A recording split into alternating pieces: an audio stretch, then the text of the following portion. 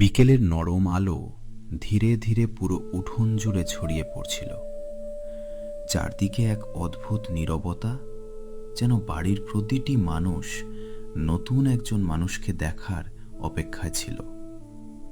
ঠিক তখনই বাড়ির সামনে এসে থামে একটি গাড়ি। গাড়ির দরজা খুলে যায়। লাল শাড়ি পরা নতুন বউ মীরা ধীরে ধীরে নিচে নামে। তার হাতে ছোট্ট একটি ব্যাগ, কপালে টকটকে সিঁদুর, আর চোখে একসাথে লুকিয়ে আছে ভয়, লজ্জা আর অজানা ভবিষ্যৎ নিয়ে হাজারো প্রশ্ন। হে আল্লাহ, নতুন এই বাড়িতে সবাই আমাকে আপন করে নেবে তো? নতুন সংসার, নতুন মানুষ, নতুন পরিবেশ, সবকিছুই মীরার কাছে অপরিচিত। কিন্তু তার মনে ছিল একটাই আশা, এই বাড়িকে সে নিজের ভালোবাসা দিয়ে আপন করে নেবে। দরজার পাশে দাঁড়িয়েছিলেন। দৃষ্টিতে তিনি মাথা থেকে পা পর্যন্ত মীরাকে মাপছিলেন। এসো। মাত্র একটি শব্দ, না কোনো হাসি, না কোনো স্নেহের ছোঁয়া। কথাটুকুর মধ্যেও যেন একটা অদৃশ্য দূরত্ব লুকিয়েছিল। এসো মীরা, ভেতরে চলো। রাহাতের মুখে একটি ছোট্ট হাসি ছিল, কিন্তু সেই হাসির আড়ালে যে অস্বস্তি লুকিয়েছিল সেটা মীরার চোখ এড়ায়নি। জি। মাথা নিচু করে মীরা ঘরের ভেতরে প্রবেশ করল। চারপাশে অনেক মুখ, কেউ কৌতূহলী, কেউ উদাসীন, আবার কেউ যেন তাকে বিচার করার জন্যই অপেক্ষা করছে। সেই মুহূর্তে মীরার মনে শুধু একটাই প্রশ্ন ঘুরপাক খাচ্ছিল, এই বাড়িতে আমার জায়গা কোথায়? ঘরে ঢোকার কিছুক্ষণ পরেই বড়জা শিলা মিষ্টি হাসি নিয়ে মীরার সামনে এসে দাঁড়ালো। এসো মীরা, তোমাকে রান্নাঘরটা দেখিয়ে দিই। জি ভাবি। শিলার মুখে হাসি থাকলেও তার চোখের ভেতরে যেন অন্য কিছু লুকিয়েছিল। রান্নাঘরে ঢুকেই মীরা দেখল সবকিছু খুব সুন্দরভাবে সাজানো। থালা বাসন, হাঁড়ি পাতিল, মশলার ডিব্বা, সব যেন কোনো পরীক্ষার প্রস্তুতির মতো গুছিয়ে রাখা। এই বাড়িতে কিন্তু সবকিছু ঠিকঠাক চাই, সকালের নাস্তা থেকে রাতের ভাত, কোনো ভুল যেন না হয়। আমি চেষ্টা করব ভাবি। চেষ্টা নয়, কাজ ঠিক হতে হবে। কথাগুলো শুনে মীরা শুধু মাথা নাড়ল, কিন্তু অজান্তেই তার আঙুলের ফাঁকে ব্যাগের হাতলটা আরও শক্ত হয়ে গেল। সবাই কি আমাকে এতটাই কঠিনভাবে গ্রহণ করবে? সন্ধ্যা নেমে এসেছে। বসার ঘরে সবাই একসাথে বসে চা খাচ্ছে। মীরা, নাস্তাগুলো গরম করে নিয়ে এসো। জি মা। নতুন বাড়ি, নতুন দায়িত্ব। একটু তাড়াহুড়ো করেই ট্রেতে করে চা আর নাস্তা নিয়ে আসে মীরা। সাবধানে, এসব কাজেও যদি ভুল করো তাহলে কিভাবে চলবে?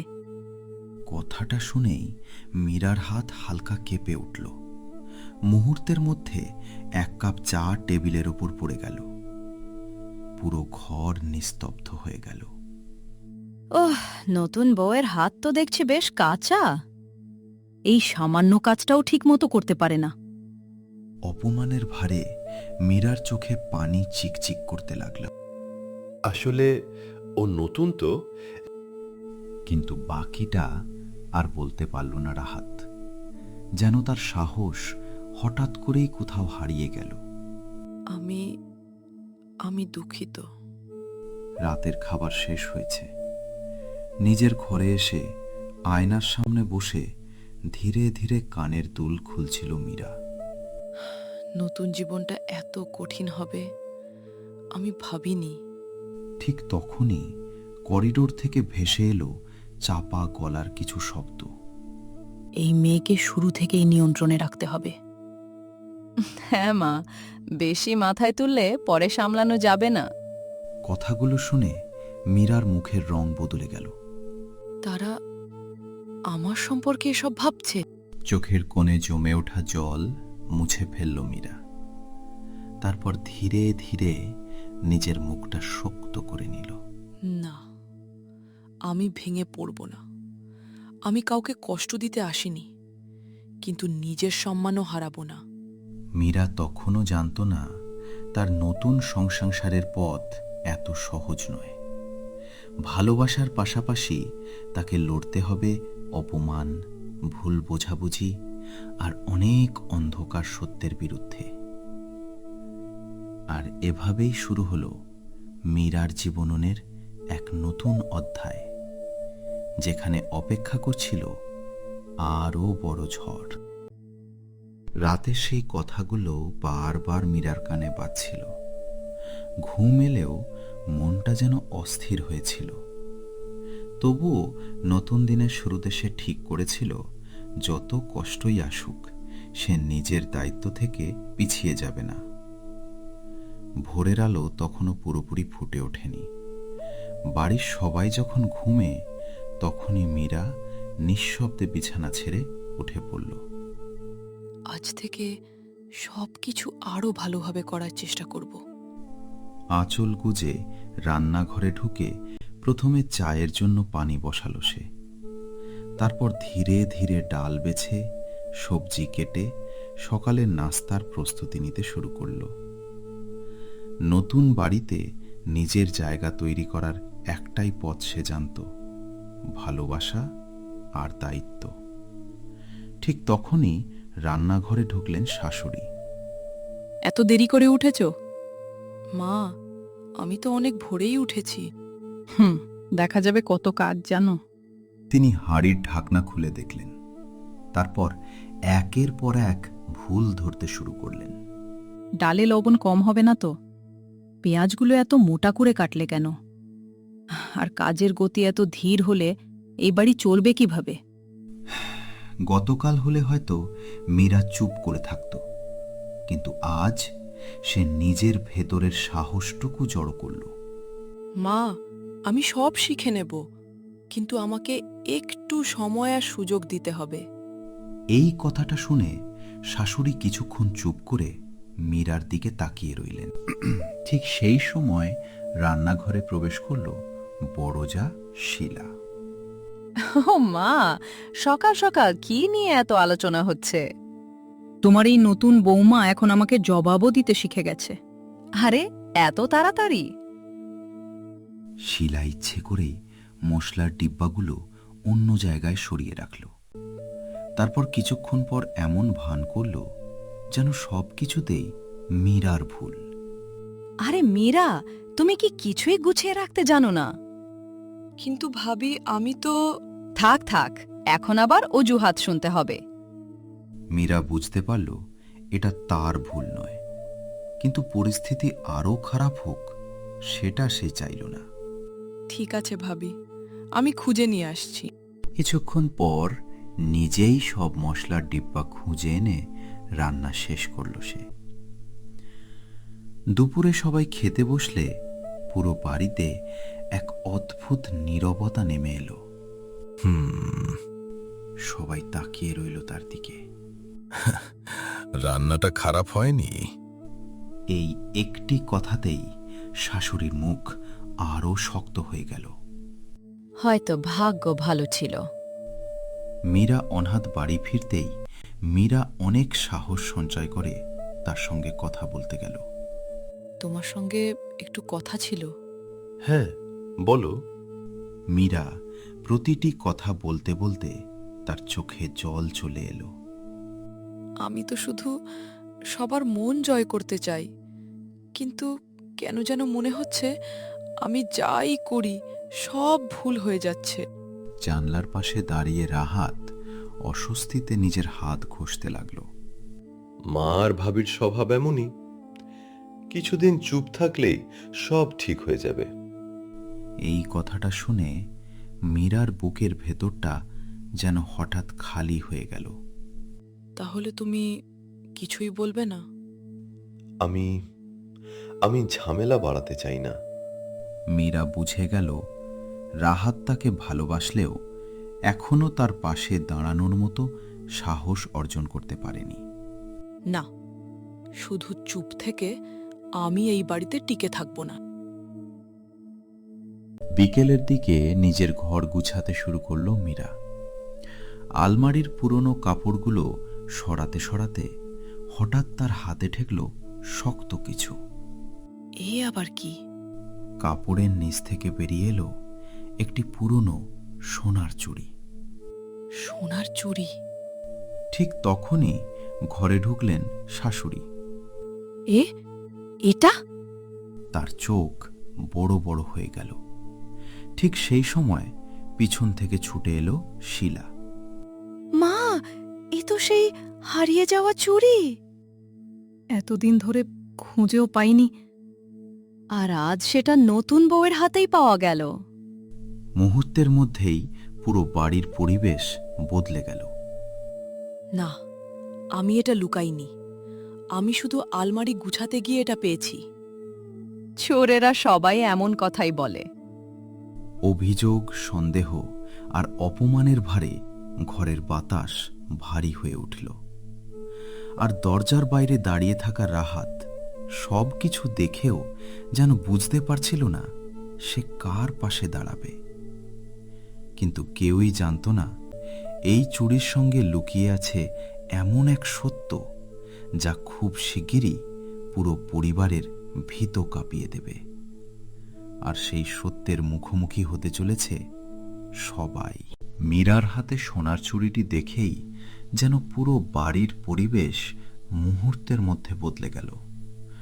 কয়েক সেকেন্ড আগেও যে ঘরে স্বাভাবিক নীরবতা ছিল, সেখানে এখন সন্দেহ, অভিযোগ আর অবিশ্বাসের ভারী ছায়া নেমে এসেছে। এই চুড়িটা আমি কতদিন ধরে খুঁজছি, আর আজ সেটা তোমার হাতেই পাওয়া গেল। মা, বিশ্বাস করুন, আমি এটা চুরি করিনি। আমি শুধু আলমারি গুছাতে গিয়ে এটা পেয়েছি। ভা, কি সুন্দর গল্প বানাতে শিখেছে দেখছি। ভাবি, আমি মিথ্যা বলছি না। তাহলে চুড়িটা তোমার হাতে এলো কিভাবে? চারপাশের সবার চোখে তখন সন্দেহ, যেন সত্য জানার আগেই রায় দিয়ে দেওয়া হয়েছে। এই বাড়িতে আমি কখনো চুরি সহ্য করিনি। দরজার পাশে দাঁড়িয়েছিল রাহাত। তার চোখে দ্বিধা, মুখে অস্বস্তি। সে কিছু বলতে চেয়েও যেন ভাষা খুঁজে পাচ্ছিল না। রাহাত, তুমি অন্তত বলো, তুমি কি আমায় বিশ্বাস করো? কিন্তু রাহাতের নীরবতা মীরার হৃদয়ে আরেকটি গভীর আঘাত হয়ে বিঁধল। যাকে সবচেয়ে বেশি ভরসা করেছি, সেও আজ চুপ। চোখের জল মুছে নিল মীরা। অপমান তাকে ভেঙে দিলেও হার মানাতে পারল না। আমি নির্দোষ, আর সেটা আমি প্রমাণ করব। প্রমাণ করবে? কিভাবে? কোনো উত্তর না দিয়ে মীরা আবার আলমারির সামনে বসে পড়ল। একে একে সে কাপড় সরাতে লাগল। পুরনো বাক্স, ড্রয়ার, ভাঁজ করা চাদর সব কিছু খুঁটিয়ে দেখতে লাগল। ওকে দেখতে দাও। সত্য লুকিয়ে থাকলে একদিন না একদিন বের হবেই। ঠিক তখনই মীরার চোখে পড়ল আলমারির ভেতরের কাঠের পেছনে ছোট্ট একটি ফাঁক। 1 মিনিট, এখানে তো একটা ফাঁকা জায়গা আছে। হাত ঢুকিয়ে ধীরে ধীরে একটি পুরনো কাপড়ের থলে বের করল সে। এ আবার কি? থলেটি খুলতেই সবাই বিস্ময়ে হতবাক হয়ে গেল। এ তো আরো গয়না। আর এটা একটা কাগজ। কাপা হাতে কাগজটি খুলল মীরা। কয়েক মুহূর্তের মধ্যেই তার চোখ বড় হয়ে গেল। এ তো কি হয়েছে? কাগজে লেখা প্রতিটি শব্দ যেন পুরো পরিবারের ভিত্তি কাঁপিয়ে দেওয়ার জন্য যথেষ্ট ছিল। এটা শিলা ভাবির হাতের লেখা। কি? না না, এটা শিলার মুখের রং মুহূর্তের মধ্যে ফ্যাকাশে হয়ে গেল। কাগজটা আমাকে দাও। রাহাত কাগজটি হাতে নিয়ে সবার সামনে জোরে পড়তে শুরু করল। স্বামীর ব্যবসার ঋণ শোধ করার জন্য আমি গয়নাগুলো লুকিয়ে রাখলাম, পরে সুযোগ বুঝে আবার ফিরিয়ে দেব। পুরো ঘরে যেন পিন পড়ার শব্দও শোনা যাচ্ছিল। তাহলে এতদিন হায় আল্লাহ! অপমান আর কান্নার মধ্যেও মীরা মাথা নিচু করেনি। সে সোজা হয়ে দাঁড়িয়ে রইল। সত্যিটা বেরিয়ে এসেছে, কিন্তু আমার প্রতি যে অপমান করা হয়েছে সেটা কি এত সহজে মুছে যাবে? হঠাৎ শিলা আর নিজেকে সামলাতে পারল না। আমি ভুল করেছি। কান্নায় ভেঙে পড়ে মেঝেতে বসে পড়ল সে। আমার স্বামীর ব্যবসায় অনেক লোকসান হয়েছিল। আমি ভয় পেয়ে গিয়েছিলাম। আমি ভেবেছিলাম পরে সব ঠিক করে দেব, কিন্তু নতুন বউ আসার পর আমি সুযোগ দেখে দোষটা মীরার ঘাড়ে চাপাতে চেয়েছিলাম। শিলা, তুই এত বড় অন্যায় করতে পারলি? নিজের ভুল ঢাকতে একজন নির্দোষ মানুষকে অপমান করেছ। লজ্জায় মাথা নিচু করে দাঁড়িয়েছিল রাহাত। মীরা, আমি কিন্তু কোনো কথা যেন তার মুখ দিয়ে বের হচ্ছিল না। ধীরে ধীরে এক পা পিছিয়ে গেল মীরা। তার চোখে তখন একটাই প্রশ্ন, এই বাড়িতে আমার জন্য কি সত্যিই কোনো জায়গা আছে? সত্য প্রকাশ পেয়েছে, কিন্তু সত্য সবসময় ক্ষত সারিয়ে দেয় না। আর সেই মুহূর্তে কেউই বুঝতে পারেনি মীরা হয়তো এমন একটি সিদ্ধান্ত নিতে চলেছে যা পুরো পরিবারকে চিরদিনের জন্য বদলে দিতে পারে। আর সেখান থেকেই শুরু হতে চলেছে এক নতুন অধ্যায়। এক পা পিছিয়ে যাওয়ার পরও মীরা কিছু বলল না। তার চোখে জমে থাকা কষ্ট, অপমান আর ভাঙা বিশ্বাস যেন পুরো ঘরটাকে নিস্তব্ধ করে দিয়েছিল। ঠিক তখনই রাহাত দ্রুত এগিয়ে এসে মীরার সামনে দাঁড়ালো। না মীরা, আর এক পাও পিছিয়ে যাবে না। রাহাত, আজ পর্যন্ত আমি অনেক ভুল করেছি, তোমার কষ্ট দেখেও চুপ থেকেছি, কিন্তু আর না। রাহাতের কণ্ঠে এমন দৃঢ়তা আগে কেউ শোনেনি। আজ থেকে কেউ তোমাকে অন্যায়ভাবে অপমান করতে পারবে না। পুরো ঘর নিস্তব্ধ হয়ে গেল। রাহাত, মা, ভুল হয়েছে, আর সেই ভুলের সবচেয়ে বড় অংশীদার আমি নিজেও। প্রথমবারের মতো মীরা বিস্ময়ে তার স্বামীর মুখের দিকে তাকিয়ে রইল। বৌমা, ধীরে ধীরে এগিয়ে এসে তিনি মীরার হাত ধরলেন। আমাকে ক্ষমা করে দাও মা। না জেনেই তোমার সঙ্গে অনেক অন্যায় করেছি। মীরার চোখ ভিজে উঠল, কিন্তু সে হাত সরিয়ে নিল না। শিলা তখনও মেঝেতে বসে কাঁদছিল। মীরা, আমাকে ক্ষমা করে দাও। সে ধীরে ধীরে উঠে এসে মীরার পায়ের কাছে বসে পড়ল। লোভ আর ভয় আমাকে অন্ধ করে দিয়েছিল। আমি বুঝতেই পারিনি নিজের ভুল ঢাকতে গিয়ে আমি কত বড় অন্যায় করছি। ভাবি, শুধু আমার সঙ্গেই নয়, তুমি এই বাড়ির সবার বিশ্বাস ভেঙে দিয়েছ। আমি জানি আমি সত্যিই অপরাধী।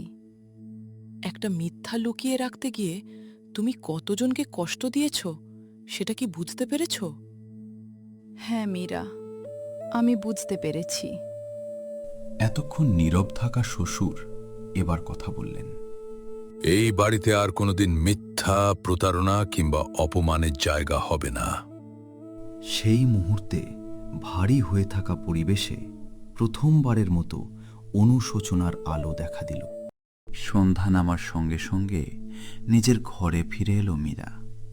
বিছানার পাশে রাখা ছোট্ট ব্যাগটি হাতে তুলে নিল সে। এই ব্যাগ নিয়েই তো সে প্রথম দিন এই বাড়িতে এসেছিল। হয়তো চলে যাওয়াই ভালো। ঠিক তখনই দরজার সামনে এসে দাঁড়ালো রাহাত। আমি কি ভেতরে আসতে পারি? এসো।